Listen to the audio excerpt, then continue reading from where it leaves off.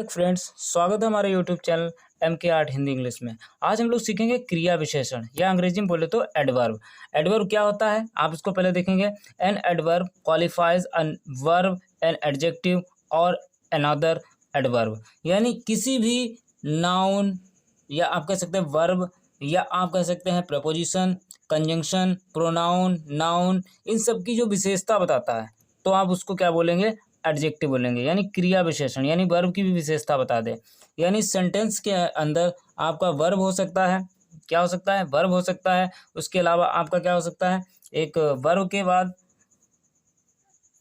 उसके बाद प्रेपोजिशन हो सकती है, एडजेक्टिव हो सकते हैं, एडवर्ब हो सकते हैं, या आप नाउन प्रोनाउन जो भी आपका है उसकी क्वालिटी को दर्शाने का काम करता है। ठीक है, तो इसे लिखा है ही वॉक स्लोली। स्लोली यहाँ पर क्या दिया है, वॉक्स तो करता है लेकिन किस तरीके से करता है, स्लोली वॉक्स करता है। तो ये आपके हो गए वर्ब और ये आपका हो गया एडवर्ब। क्या हो गया, एडवर्ब। ही रन फास्ट, ये आपका हो गया वर्ब और फास्ट आपका क्या हो गया, एडवर्ब। यानी ये क्या करता है, नाउन की विशेषता को बताता है, वर्ब की विशेषता को बताता है। वर्ब की विशेषता किस तरीके से, कैसे दौड़ रहा है, तेज दौड़ रहा है। तो दौड़ना तो उसकी एक विशेषता है, लेकिन वो कैसे दौड़ रहा है तो इस बात को दर्शाने का जो प्रयास करता है उसे हम कहते हैं एडजेक्टिव, सॉरी एडवर्ब कहते हैं। तो एडवर्ब उसे कहा जाता है जो नाउन की, प्रोनाउन की, प्रपोजिशन की, यहाँ तक कि आपका कंजंक्शन की या आपका प्रोनाउन की जो विशेषता को बताता है उसे हम एडवर्ब कहते हैं। चलिए और डिटेल के साथ हम इसके काइंड्स को पढ़ेंगे तब आपको और अच्छे से समझ में आ जाएगा। काइंड्स ऑफ एडवर्ब्स, एडवर्ब्स कितने प्रकार के होते हैं। तो पहला आपका दिया है एडवर्ब्स ऑफ टाइम। टाइम में कौन कौन चीज़ें आती हैं वो हम पहले समझने का प्रयास करते हैं। देखिए एडवर्ब ऑफ टाइम के अंतर्गत आप लिखेंगे तो बहुत सारे चीज़ें आ जाएंगी। इतना टाइम में दिया होता है जिसमें हम कुछ बोलते हैं और कुछ आपको समझाने का प्रयास करते हैं। जैसे टुडे हो गया, टुमारो हो गया, यस्टरडे हो गया, लास्ट नाइट हो गया, लास्ट डे हो गया, लास्ट वीक हो गया, लास्ट मंथ हो गया, लास्ट ईयर हो गया, नेक्स्ट डे हो गया। क्या हो सकता है, नेक्स्ट डे भी हो सकता है, दिन भी हो सकता है, नेक्स्ट वीक हो सकता है, नेक्स्ट मंथ हो सकता है, नेक्स्ट ईयर हो सकता है। इसी तरीके से आप कह सकते हैं लेट, लेटरली, या नाउ, जस्ट, एगो, डेली, ऑलरेडी, अर्ली, सून, ये भी हो सकते हैं। आप क्या कहते हैं, अर्ली, या आप कह सकते हैं सून। तो ये सारे जो है ना, जो आपको टाइम के बारे में, टाइम फ्रेम के बारे में बताते हैं, तो ये सारे क्या होते हैं, एडवर्ब ऑफ टाइम। जैसे आपको और सकते हैं टुमारो, यस्टरडे, या फिर आप shortly, recently, immediately, instantly, before, since, ये सब सारे जितने भी आते हैं वो टाइम के अकॉर्डिंग चलते हैं। ठीक है, तो क्या होता है, वो एडवर्ब ऑफ टाइम होता है। एग्जाम्पल के साथ हम समझने का प्रयास करते हैं। जैसे आपके सामने 3 एग्जाम्पल अभी हम आपको देते हैं, तीनों एग्जाम्पल आपको डिटेल से समझना है। तीनों एग्जाम्पल्स को ध्यान से देखिए। लिखा है ही सा मी यस्टरडे। देखिए आपको यस्टरडे मिला, यानी उसने मुझे कब देखा, यस्टरडे में देखा। तो यानी कल हमें वो मिला, तो कहने का मतलब यस्टरडे हो गया। यहाँ देखिए I have seen her before, तो बिफोर क्या हो गया, ये भी आपका एक एडवर्ब है, ये भी आपका एक एडवर्ब है। जैसे यहाँ पर देखिए लिखा है ही कम्स हियर, वो यहाँ आती है, तो आना उसकी क्या विशेषता है, लेकिन वो कब आती है, डेली। तो ये डेली क्या आपका एक एडवर्ब ऑफ टाइम है। तो यस्टरडे हो गया, बिफोर हो गया, डेली हो गया, ये एडवर्ब ऑफ टाइम होते हैं। आप चाहो तो जो हमने बोला है आप उसको फिर से रिपीट करके सुन लीजिए कि कहाँ कहाँ पे यूज़ कर सकते हैं। ठीक है, हम आगे चलते हैं और आपको एडवर्ब ऑफ प्लेस समझाते हैं। क्या समझाते हैं, एडवर्ब ऑफ प्लेस। अब एडवर्ब ऑफ प्लेस के अंतर्गत कौन कौन चीज़ें आ सकती हैं। जैसे स्थान के बारे में बात होती है, प्लेस का मतलब क्या होता है, स्थान होता है ना। तो स्थान के बारे में डिटेल से हम लोग बात करेंगे कि स्थान की कौन कौन सी चीज़ें हो सकती हैं, स्थान में क्या क्या आता है। तो आप कह सकते हैं यहाँ वहाँ, अंग्रेजी में क्या बोलेंगे, हेयर देयर, ठीक है, या अप डाउन, या away down, everywhere, somewhere, nowhere, anywhere, without, above, below, far. इसके बाद आप कह सकते हैं इसमें नियर, नियर भी हो सकता है ना, नियर पास में, या आप बैकवर्ड कह सकते हैं। क्या बोल सकते हैं, बैकवर्ड। तो बैकवर्ड भी आप कह सकते हैं, या बैकवर्ड के अलावा आप बहुत सारे इनसाइड हो सकता है, इनसाइड भी आप इसमें बोल सकते हैं, या आउटडोर्स हो सकता है। क्या हो सकता है, आउटडोर्स। तो आउटडोर्स हो सकता है, ये भी हो सकते हैं, बैकवर्ड भी हो सकता है, नियर भी हो सकता है। यानी आपका here, there, out, everywhere, below, up, या अवे, या बैकवर्ड, ये सारे जो सेंटेंसेस के अंतर्गत आते हैं, ये सारे आपके एडवर्ब्स ऑफ प्लेस के अंतर्गत आते हैं। चलिए एग्जाम्पल से आपको समझाते हैं। एग्जाम्पल्स में देखते हैं, ही वॉज सिटिंग हेयर। तो हेयर क्या हो गया आपका, हेयर का मतलब क्या हो गया कि भैया हेयर का मतलब यहाँ, तो ये हेयर हो गया, देयर हो गया, हमने बताया था नियर, बैकवर्ड या इनसाइड आउटसाइड इस तरीके दिया होता है। तो ये क्या कर रहा है, हेयर जो आपका दिया ही वॉज सिटिंग हेयर, तो हेयर आपका क्या है, एडवर्ब ऑफ प्लेस है। फिर आपका देखिए हेयर, यहाँ पर देयर कर देते हैं, तो यहाँ पर ध्यान दीजिए mister Raj lived there, there का मतलब वहाँ, ये भी आपका एडवर्ब ऑफ प्लेस है। इसके बाद लिखा है my brother in law is out, out यहाँ पर हमको पहले आपको बता चुके हैं। तो आप देखिए ऐसा ज़रूरी नहीं है कि हम सारा कुछ आपको नोट करके बताएं, आपको जो बोल रहे हैं उसको अगर आप रिपीट करके दोबारा सुन लेंगे तो इतने में ही आपको समझ में आ जाएगा कि कहाँ कहाँ पर आप एडवर्ब ऑफ प्लेस का यूज़ कर सकते हैं, या एडवर्ब के जितने भी पार्ट्स हैं उन सारे पार्ट्स को अच्छे से समझ सकते हैं। तो यहाँ पर देखिए आउट हो गया, देयर हो गया, हेयर हो गया, ये सारे के सारे आप कह सकते हैं कि एडवर्ब ऑफ प्लेस के अंतर्गत आते हैं। या फॉर एग्जांपल के एक दो और सेंटेंस बोल दीजिए, जैसे लिखा है देयर इज़ एयर एवरीवेयर, हवा जो है हर जगह है, तो एवरीवेयर भी है जो आपका दिया है वो भी आपका एडजेक्टिव एडवर्ब दिया हुआ, एडवर्ब ऑफ प्लेस इसमें आ जाता है। या फिर सी लुक्ड अप होता है, सी लुक्ड अप, लुक अप, सी लुक्ड अप, तो ये क्या हो गया, ये अप जो लिखा हुआ जब मिल जाता है, अप या डाउन लिखा मिल जाता है, तो ये सारे के सारे जो हैं वो एडवर्ब ऑफ प्लेस के अंतर्गत आते हैं। किसके, एडवर्ब ऑफ प्लेस। चलिए देखते हैं एडवर्ब ऑफ नंबर, नंबर में कौन कौन सी चीज़ें आती हैं। एडवर्ब ऑफ नंबर को हम डिटेल से देखेंगे। इसमें आप कह सकते हैं कि 1 2 3 4 5 6 7 8 ये नंबर्स आ सकते हैं, यानी आपका 1 आ सकता है, 2 आ सकता है, या आप कह सकते हैं 3rd आ सकता है, 4th आ सकता है, क्या आ सकता है, 4th आ सकता है। तो इसे जिसमें नंबर्स आपके दिए होंगे वो आपका क्या होगा, एडवर्ब ऑफ नंबर। अब एडवर्ब ऑफ नंबर कैसे लिखा मिलेगा आपको, जैसे आपसे कह सकते हैं once, twice, thrice, again, seldom, always, never, often, secretly, hardly, rarely, frequently, fastly, secondly और आपका थर्डली, ऐसे जो वर्ड्स यूज़ होते हैं उनको हम एडवर्ब ऑफ नंबर कहते हैं। क्या कहते हैं, एडवर्ब ऑफ नंबर। तो चलिए हम इसके 3 एग्जाम्पल ले लेते हैं, फिर आपको बताते हैं कि कहाँ पे यूज़ हुआ है इनका। एग्जाम्पल में आप देखेंगे तो लिखा है he has not seen her once, तो वंस यहाँ आपको यह दिया हुआ, वंस, ट्वाइस, थ्राइस, तो ये एडवर्ब ऑफ नंबर हो गया। The postman called again, again भी आपका क्या है, एक नंबर को बताता है कि काउंटेबल है कि भाई कितनी बार आया, तो यानी दोबारा पुनः आ रहा है, दोबारा आ रहा है, तो आप कह सकते हैं कि ये एडवर्ब ऑफ नंबर है। उसके बाद सी सेल्डम, सेल्डम हम बोल चुके थे पहले, सेल्डम डांसेस, तो सेल्डम जो वर्ड यूज़ हुआ है कभी कभार, या कह सकते हो जो आपने सुना होगा बार्किंग डॉग सेल्डम बाइट्स, जो गरजते हैं वो बरसते नहीं हैं। तो इस तरीके से जो सेल्डम वर्ड है उसका भी यूज़ हो सकता है। मैंने आपको बताया फ्रिक्वेंटली भी लिखा मिल सकता है, 1 second, first second third fourth ये भी मिल सकता है। या आप कह सकते हैं कि आप थर्डली, या आप कह सकते हैं किसी प्रकार का हार्डली, या थ्राइस, या ऑलवेज, नेवर, ऑलवेज और नेवर का भी यूज़ इसके अंतर्गत आता है एडवर्ब ऑफ नंबर के अंतर्गत। चलिए अगला देखते हैं, एडवर्ब ऑफ क्वांटिटी। क्वांटिटी का मतलब तो आपको पता ही होगा, क्वांटिटी का मतलब होता है मात्रा। तो एडवर्ब ऑफ क्वांटिटी को आप जानने का प्रयास करेंगे तो क्वांटिटी के अंतर्गत कौन कौन चीज़ें आती हैं। जैसे क्वांटिटी का मतलब क्या होता है, मात्रा होता है, कोई चीज़ कितनी मात्रा में है इसके बारे में डिटेल से हम जानने का प्रयास करेंगे कि डिटेल से कौन कौन चीज़ें हो सकते हैं। जैसे कहते हैं ना, quite, enough, rather, Fairlie, entirely, all together, almost, partly, almost कह सकते हो, जैसे आप बोल दो ऑलमोस्ट, ऑलमोस्ट हो गया आपका। या आप इसके अलावा कह सकते हैं वेल, वेल भी हो सकता है। या आप कह सकते हैं फार, फार दूरी यानी डिस्टेंस को क्रिएट करता है। तो क्वांटिटी यानी मात्रा कह सकते हो, जैसे ना 5 रुपया में आपको क्या मिल जाएगा, कितने ग्राम, ग्राम में चीज़ें दी होती हैं, मीटर में दी होती हैं, लीटर में भी दी होती हैं। तो ये सारी सारी चीज़ें जो ऑल टुगेदर होती हैं, इनफ होती हैं, सफिशिएंट होती हैं, तो ये जो क्वांटिटी को दर्शाने का प्रयास करता है, जो मात्रा को दर्शाने का प्रयास करता है, उसको हम लोग कहते हैं एडवर्ब ऑफ क्वांटिटी। चलिए एग्जाम्पल से समझने का प्रयास करते हैं। एग्जाम्पल्स आपके सामने हैं, ही वॉज टू केयरलेस, तो टू का यूज़ क्यों हुआ, क्योंकि ये आपको बता रहा है कि कितना ज़्यादा वो केयरलेस है, कहने का मतलब जो ध्यान नहीं रखता है। तो यहाँ टू जो हुआ यूज़ है, ये आपका एडवर्ब ऑफ क्वांटिटी है। सी वॉज वेरी टायर्ड, तो वेरी वर्ड यूज़ हुआ, हमने आपको पहले बता दिया कि वेरी का भी यूज़ होता है, तो ये भी आपका क्या है, एडवर्ब ऑफ क्वांटिटी है। ही इज़ रेदर, रेदर भी यूज़ होता है, रेदर बिजी, तो रेदर का मतलब देखिए आप यहाँ समझिए, रेदर जो है वो भी आपका एडवर्ब ऑफ क्वांटिटी है।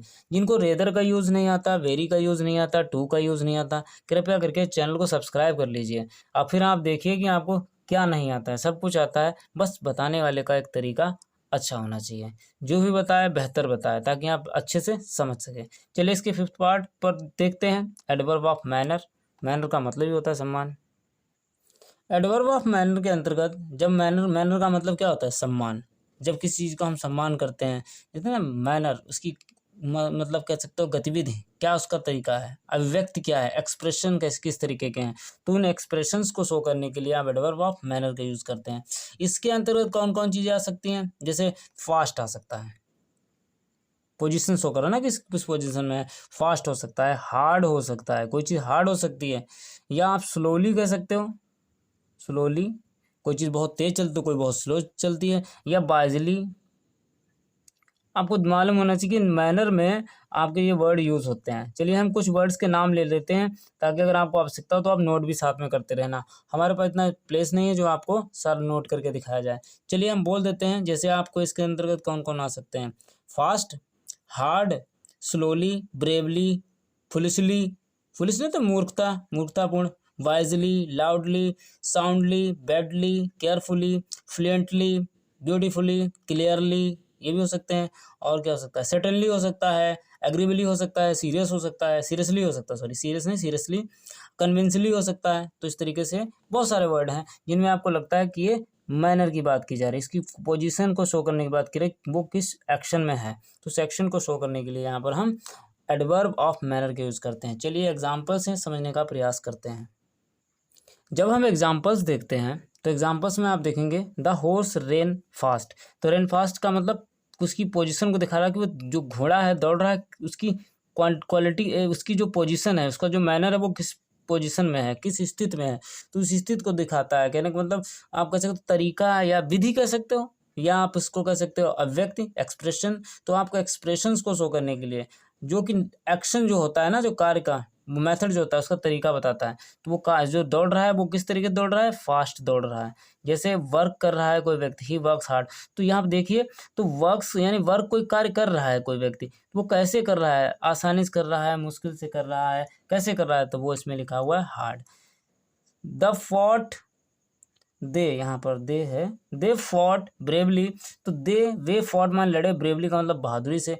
तो यानी दे फॉट अगर हम इतना रखें यानी वे लड़े, तो कैसे लड़े होंगे? तो ये बात आपको पता होना चाहिए कि फॉट ब्रेवली, ब्रेवली का मतलब बहादुरता के साथ, यानी बहादुरी के साथ लड़े हैं, तो आप इसमें कह सकते हैं कि ये ब्रेवली है। तो कहने का मतलब ये है कि जो आपको बताए कि जो कार्य है वो किस स्थिति में हुआ है, किस पोजीशन में हुआ है, तो उस स्थिति और उस पोजीशन को हम एडवर्ब ऑफ मैनर के अंतर्गत रखते हैं। ठीक है, चलिए इसके 6 पार्ट को देखते हैं। एडवर्ब ऑफ रीजन, रीजन का मतलब क्या होता है? कारण होता है। तो कारण आपको पता है कि जब कोई रीजन होगा, कोई कारण शो करता है, तो वहाँ पर एडवर्ब ऑफ रीजन आता है। तो रीजन का यूज़ कैसे होता है, कहाँ कहाँ पे हम इसका यूज़ कर सकते हैं? जैसे फॉर एग्जांपल के लिए आपसे कह दिया जाए कि भैया वो जो कार्य है मैंने इसलिए किया, या मुझे वो काम जो दिया गया वो मैंने किस कंसिक्वेंटली तरीके से किया, तो ये कंसिक्वेंटली हो गया या देयरफॉर हो गया, तो इनका यूज़ हम करते हैं इसके अंतर्गत। चलिए हम सेंटेंस के माध्यम से आपको अच्छे से समझाते हैं। एग्जाम्पल आपके सामने लिखे हुए हैं। She was therefore fined, therefore यानी इसलिए उसे फाइन पड़ी है, तो देयर फॉर का यूज़ हो गया, तो ये रीज़न दिखाता है, एडवर्ब ऑफ रीज़न।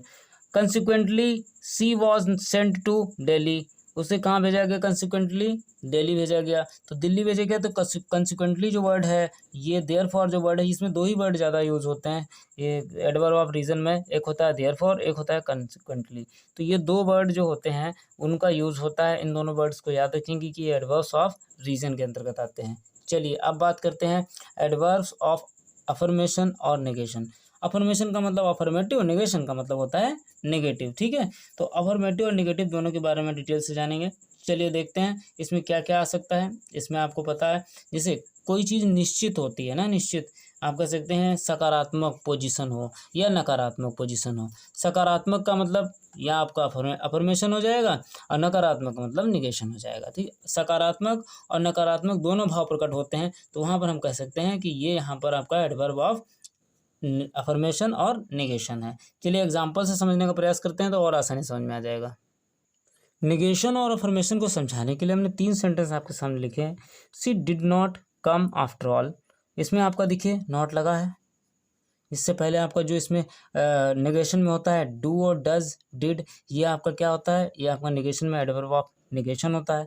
जैसे लिखा है श्योरली, ये क्या? श्योरली ही इज राइट, तो श्योरली क्या हो सकता है? एडवर्ब ऑफ अफर्मेशन हो सकता है। सी इज करंट सर्टेनली, तो यहाँ सर्टेनली अलाइव कैसी है, सर्टेनली अलाइव, तो सर्टेनली यूज़ हो गया, श्योरली यूज़ हो गया, ये सारे सारे वर्ड्स, या डिड यूज़ हो गया। तो ये सब के सब क्या होते हैं, ये आपके जो सेंटेंस आपके दिया, सॉरी यहाँ डिड के बाद जो नॉट दिया, नेगेशन का मतलब नॉट है, यहाँ नॉट जो दिया हुआ है, यानी डिड को यहाँ पे छोड़ दीजिए, डिड नॉट नहीं पूरा है, डिड है, नॉट है पूरा। तो यहाँ पर नॉट, श्योरली और सर्टेनली, ये तीनों के तीनों जो हैं, इनको हम लोग कह सकते हैं कि अफर्मेशन के लिए आप नेगेशन में नॉट लग जाता है, और अफर्मेशन में आपका श्योरली, सर्टेनली ये यूज़ हो जाते हैं। या आप कह सकते हैं कि प्रोबेबली, जहाँ पर संभावना हो, यानी पॉसिबिलिटी की बात की जाए, तो पॉसिबिलिटी की बात करेंगे तो वहाँ पर भी आप कह सकते हैं कि ये एडवर्ब ऑफ अफर्मेशन है। चलिए बात करते हैं, अगला है इंट्रोगेटिव एडवर्ब्स। इंट्रोगेटिव का मतलब भैया रास्ते में आपका जो भी सेंटेंस आपके सामने दिया हो, उसमें हम क्या करते हैं,